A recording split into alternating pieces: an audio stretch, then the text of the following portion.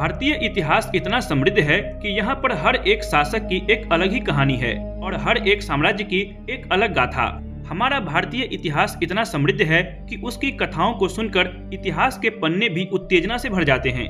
ऐसी ही एक गाथा है भारत के वीर चक्रवर्ती अशोक सम्राट के बारे में, जिन्होंने अपनी महानता से पूरे भारतवर्ष को अपनी मुट्ठी में कर लिया था और उसके बाद अचानक से अपना हृदय परिवर्तन करके अहिंसा का मार्ग चुन लिया था। आज के इस वीडियो में हम बात करेंगे कि आखिर क्यों अशोक ने अहिंसा के मार्ग को चुना। 304 ईसा पूर्व में राजा बिंदुसार और रानी धर्मा के पुत्र ने पाटलिपुत्र में जन्म लिया। राजा बिंदुसार को अपने पुत्र में आने वाले तेज से ही इस बात का आभास हो रहा था कि वो पुत्र आगे जाकर उनके साम्राज्य को विस्तार करेगा और आगे जाकर उन्होंने अपने पुत्र का नाम रखा अशोक। ऐतिहासिक लेखों के अनुसार राजा बिंदुसार की 16 पटरानियां थी और उनके 101 पुत्र थे, जिनमें से एक अशोक भी थे। अशोक का एक बड़ा भाई था जिसका नाम सुसीम था और राज परंपराओं के अनुसार जो पुत्र सबसे बड़ा होता है उसी को युवराज घोषित किया जाता है। इसी कारण कुशल होने के बावजूद भी तक्षशिला का शासन सुसीम को दिया गया, लेकिन इतिहास के पन्ने बताते हैं कि सुसीम को पूर्णतः राज्य शासन नहीं दिया गया था। लेकिन सुसीम के अकुशल प्रशासन के कारण उस क्षेत्र में विद्रोह पनप उठा। ऐसे में राज दरबार में हर किसी को पता था कि राजपुत्र अशोक के अलावा कोई भी इस विद्रोह को नहीं रोक पाएगा और इस बात को जानकर अशोक को ही जनता में पनप रहे उस विद्रोह को शांत करवाने के लिए भेजा गया। जैसे ही लोगों ने ये बात सुनी कि अशोक खुद उनके विद्रोहों को सुलझाने के लिए आ रहे हैं, तो उन्होंने विद्रोह ही बिना किसी समस्या के खत्म कर दिया। इस बात से पूरे साम्राज्य में अशोक की और भी ज्यादा प्रशंसा हुई और अशोक पहले से भी कई गुना अधिक प्रसिद्ध हो गए। लेकिन इस प्रसिद्धि से उनके बड़े भाई सुसीम को डर सताने लगा कि अगर अशोक की प्रसिद्धि अत्यधिक रूप से पूरे साम्राज्य में फैल गई तो कहीं ऐसा न हो कि उसकी राजगद्दी खतरे में पड़ जाए।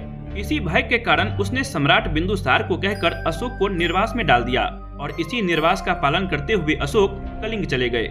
वैसे तो अशोक काफी क्रूर स्वभाव के थे, लेकिन फिर भी वह बौद्ध गुरुओं के साथ रहकर अपने क्रोध पर काबू पाना सीख गए थे। सुसीम के जुल्मों से तंग आकर प्रजा बार बार अशोक को उकसाया करती थी और जब वह शांति से आश्रम में अपने दिन बिता रहे थे, उसी दौरान उन्हें ये जानकारी मिली कि उनके सौतेले भाइयों ने उनकी मां की हत्या कर दी है। इस खबर को सुनने के बाद अंततः अशोक की शांति और उनके मौन ने जवाब दे दिया। क्रोध से भरे अशोक ने अपने 99 सौतेले भाइयों की हत्या कर दी और अंततः सिंहासन की बागडोर 270 ईसा पूर्व में अपने हाथों में संभाल ली। सत्ता संभालते ही अशोक ने पूर्व तथा पश्चिम दोनों दिशाओं में अपना साम्राज्य फैलाना शुरू कर दिया। उसने केवल 8 वर्षों में आधुनिक असम से लेकर ईरान की सीमा तक अपना साम्राज्य विस्तृत कर लिया और बन गया भारत का इकलौता चक्रवर्ती सम्राट। लेकिन सकुशल और वीर शासकों के होने के बावजूद भी एक ऐसा राज्य था जो उनके पूरे राजवंश पर किसी कलंक की तरह लगा हुआ था और वो दाग था कलिंग राज्य। कलिंग इकलौता ऐसा राज्य था जिसको कभी भी मौर्य वंश का कोई भी राजा नहीं जीत पाया था और इसी कलंक को अपने राजवंश से हमेशा हमेशा के लिए मिटाने का मकसद लेकर अशोक अपनी जिंदगी का सबसे विध्वंसक युद्ध लड़ने के लिए निकल पड़े। इसी विध्वंसक युद्ध को कलिंग के युद्ध का नाम दिया जाता है। काफी घंटों लड़ने के बाद कब किसकी जीत हो सकती है, इसके बारे में किसी को कोई अंदाजा नहीं था। किसी व्यक्ति को यह भी नहीं समझ आ रहा था कि वह किसका खून बहा रहा है। बस सब हवा में अपनी तलवार चला रहे थे और हर किसी का खून बहा रहे थे। इसी खूनी खेल के बाद अंततः अशोक ने कलिंग की लड़ाई जीत ली और अपने राजवंश का पहला और इकलौता ऐसा शासक बना जिसने कलिंग राज्य को भी अपनी मुट्ठी में कर लिया था। लेकिन इस युद्ध में लगभग 1 लाख सिपाहियों की मृत्यु हो गई और 1.5 लाख सिपाही बुरी तरह घायल हो गए। अशोक सिपाहियों की मृत्यु और घायल हुए सैनिकों के आंकड़ों का आकलन करने के लिए युद्ध भूमि में निकले और तभी उन्हें युद्ध भूमि में दूर एक बौद्ध भिक्षु खड़ा हुआ दिखा। वो बस एक सामान्य भाव लेकर किसी भिक्षु की तरह ही अशोक की ओर देख रहा था। जैसे ही सम्राट अशोक उस भिक्षुक के पास आए, उस भिक्षुक ने सम्राट अशोक की प्रशंसा करनी शुरू कर दी। उस भिक्षुक ने कहा, आप तो इतने बड़े सम्राट हैं कि आपने अपने सामने बड़े बड़े साम्राज्यों का सिर झुका दिया।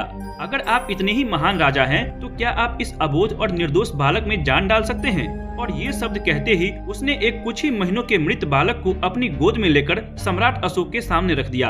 वो भिक्षुक मौन था। उसकी आंखें सवाल कर रही थी कि आखिर इस अबोध शिशु की क्या गलती थी जो इसने भी इस विध्वंसक युद्ध में अपनी जिंदगी गंवा दी। अशोक काफी देर तक उस भिक्षुक की आंखों में देखते रहे और उनके मन में एक अलग ही संग्राम शुरू हो गया। वह समझ नहीं पा रहे थे कि वो उस भिक्षुक को क्या जवाब दे और अंततः उनकी आंखों में करुणा का एक आंसू छलक पड़ा और उस एक क्षण में सम्राट अशोक का हृदय परिवर्तित हो गया।